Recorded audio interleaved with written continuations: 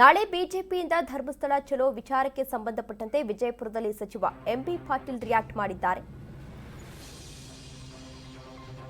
ನಾಳೆ ಬಿಜೆಪಿಯಿಂದ ಧರ್ಮಸ್ಥಳ ಚಲೋ ವಿಚಾರಕ್ಕೆ ಸಂಬಂಧಪಟ್ಟಂತೆ ವಿಜಯಪುರದಲ್ಲಿ ಸಚಿವ ಎಂಬಿ ಪಾಟೀಲ್ ಹೇಳಿಕೆಯನ್ನ ನೀಡಿದ್ದಾರೆ.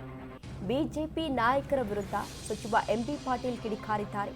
ಸಾಕಷ್ಟು ಆಕ್ರೋಶವನ್ನು ವ್ಯಕ್ತಪಡಿಸಿದ್ದಾರೆ. ಎಸ್ಐಟಿ ರಚಿಸಿದಾಗ ಇವರೇ ಸ್ವಾಗತವನ್ನ ಮಾಡಿದ್ರು, ಅಂದ್ರೆ ಬಿಜೆಪಿ ನಾಯಕರೇ ಸ್ವಾಗತವನ್ನ ಮಾಡಿದ್ರು. ಆದರೆ ರಾಜಕೀಯಕ್ಕಾಗಿ ಧರ್ಮಸ್ಥಳ ಚಲೋವನ್ನ ಮಾಡ್ತಾ ಇದ್ದಾರೆ.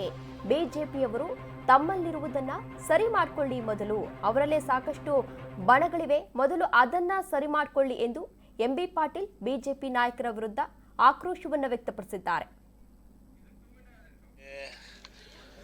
ಕೇವಲ ಈ ಧರ್ಮದ ಹೆಸರ ಮೇಲೆ, ದೇವರ ಹೆಸರ ಮೇಲೆ ರಾಜಕಾರಣ ಮಾಡುವಂಥದ್ದು. ಅವರು ಕೇಂದ್ರ ಸರ್ಕಾರಕ್ಕೆ ಹೋಗಿ ನಮಗೆ ಏನು ಡೆವಲ್ಯೂಷನ್ದಾಗ ಫಂಡ್ಸ್ ಬರಬೇಕು ರಾಜ್ಯಕ್ಕೆ, ಅದರ ಬಗ್ಗೆ ಚಿಂತೆ ಇಲ್ಲ. ನಮಗೆ ವಿವಿಧ ಅಭಿವೃದ್ಧಿಗೆ ಏನು ಕೇಂದ್ರ ಸರ್ಕಾರ ಅನುದಾನ ಕೊಡಬೇಕು, ಅದ್ರ ಬಗ್ಗೆ ಚಿಂತೆ ಇಲ್ಲ. ಈಗೇನಾಗಿದೆ, SITಯನ್ನು ನೇಮಿಸಬೇಕಾಗಿದ್ದು ಅನಿವಾರ್ಯ ಇತ್ತು. ನಾವು ಅಷ್ಟೇ ಅಲ್ಲ, ನಾನು ಪದೇ ಪದೇ ಹೇಳಿದ್ರಿ, BJP ಅವರು ಅಧಿಕಾರದಾಗಿದ್ದರೆ ಅವರು ಕೂಡ SITಯನ್ನು ನೇಮಿಸ್ತಾಯಿದ್ರು.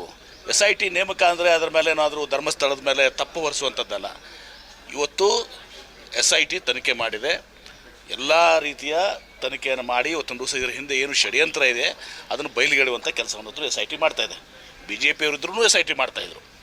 ಇವರು SITಯನ್ನು ಮೊದಲು ಸ್ವಾಗತ ಮಾಡಿದ್ದಾರೆ. BJP ಅವರು ಸ್ವಾಗತ ಮಾಡಿ ಕಡೆಗೆ ಇವತ್ತೊಂದು ದಿವಸ ಆ SITಯಲ್ಲಿ ಇವತ್ತೊಂದು ದಿವಸ ಆ ಯಾನು ಅವನದಾನಲ್ಲ ಮುಸುಕದಾರಿ ಮಾಸ್ಕ್ ಫೆಲೋ ಚೆನ್ನಯ್ಯ ಅವನು ಏನೂ ಅದು ಆದಮೇಲೆ ಕಡೆಗೆ ಅದರಿಂದ ರಾಜಕೀಯ ಲಾಭ ತಗೊಳ್ಳೋಕ್ಕೆ ಈ ಥರ ಉಪಯೋಗಿಸುವಂಥ ಕೆಲಸ ಮಾಡ್ತಾ ಇದ್ದಾರೆ. ಒಂದು ಮಾತು ಹೇಳ್ತೀನಿ, ಧರ್ಮಸ್ಥಳ ಇವತ್ತೊಂದು ದಿವಸ ಎಲ್ಲರಿಗೂ ಕೂಡ ಕಾಂಗ್ರೆಸ್ ಇರ್ಬೋದು, BJP ಇರ್ಬೋದು, ಯಾರೇ ಇರ್ಬೋದು, ಕರ್ನಾಟಕ ರಾಜ್ಯ ಅಷ್ಟೇ ಅಲ್ಲ ಭಾರತ ದೇಶದಲ್ಲಿ ಎಲ್ಲರೂ ಕೂಡ ಗೌರವಿಸುವಂಥ ಒಂದು ಕ್ಷೇತ್ರ ಮಂಜುನಾಥನ ಕ್ಷೇತ್ರ. ಹೀಗಾಗಿ BJP ಅವರಲ್ಲಿ ರಾಜಕೀಯ ಬೇಳೆ ಬೇಯಿಸ್ಕೊಳಕ್ಕೆ ಹೋಗಿದ್ದಾರೆ. ಮೊದಲು ತಮ್ಮ ಮನೆ ಶುದ್ಧ ಮಾಡ್ಕೊಳ್ಳಿ. 20 ದ್ವಾರಗಳಿದಾವೆ, ಒಂದು ಪಾದಯಾತ್ರೆನ 20 ಪಾದಯಾತ್ರೆನ BJP ಅವರಿಗೆ